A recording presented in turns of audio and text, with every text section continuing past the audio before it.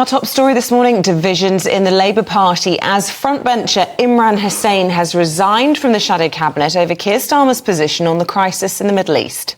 Hussain, the shadow minister for the New Deal for Working People, wrote to the Labour leader last night saying he was deeply troubled by rhetoric on Gaza. He now plans to strongly advocate for a ceasefire.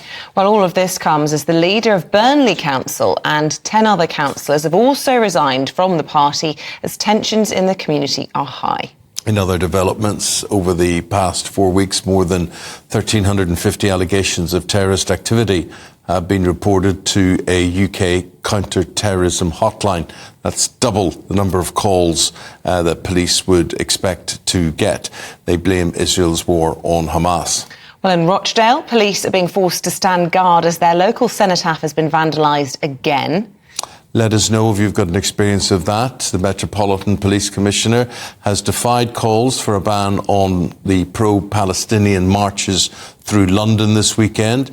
Mark Rowley has said that the march could only be banned in extreme circumstances, and the law provides no mechanism to ban a gathering for such a static protest. Well, joining us now is GB News political correspondent Katherine Forster. Good morning to you, Katherine. Let's start by focusing on Labour, shall we, this morning. We've been on resignation watch for a little while, and here we are, the first casualty. Yes, that's right. It's taken a month from the attacks on October the 7th, but very quickly tensions emerged within Labour over Labour's stance on the Israel-Gaza conflict. We've had lots of calls, about 18 shadow frontbenchers have called for a ceasefire. Labour mayors Sadiq Khan, Andy Burnham, Scottish Labour leader Anna Sarwar have done the same, despite the fact that that is not the position of the leadership. We've also had about 50 local councillors resign. But late last night, just after 11 o'clock, we got the first resignation from a shadow frontbencher on this issue.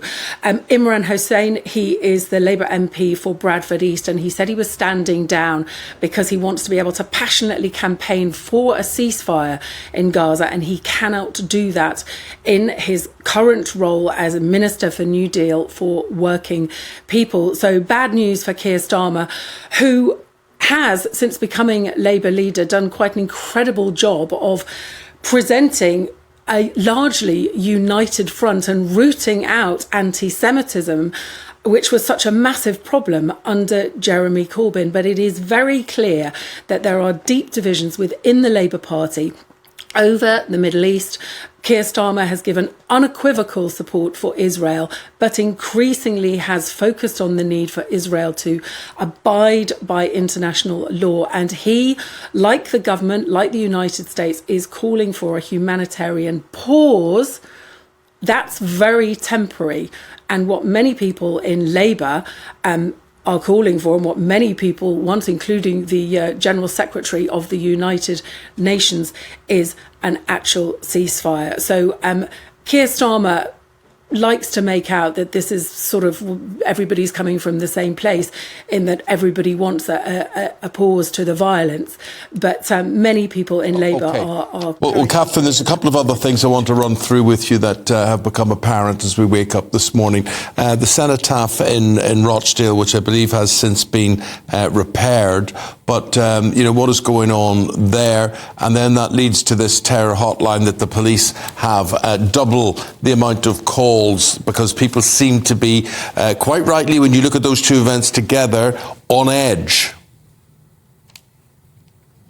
Yes, exactly. So Free Palestine was daubed in black spray paint on the War Memorial in Rochdale, and great concerns about what happens in central London. And the cenotaph this weekend on Armistice Day, specifically when the pro-Palestine protests are set to go ahead, as they have every weekend since October the 7th. And running alongside that, the number of calls to the terror hotline doubling in the couple of weeks following October the 7th. So real pressure on the Metropolitan Police and on the security services more broadly. The current terror threat level is substantial. It's possible that might be raised, but it hasn't yet. There was a Cobra meeting held yesterday in Whitehall. Oliver Dowden, the Deputy Prime Minister, chaired that with the police, talking about how events in the Middle East impact the UK, but a very difficult time for the police, for security services, who are really, really stretched now. So Mark Rowley, with the protest on Saturday, is currently saying they don't have sufficient grounds to ban it, but he is assuring us that it will not disrupt the 2-minute silence at 11 o'clock. But many people certainly very concerned about that.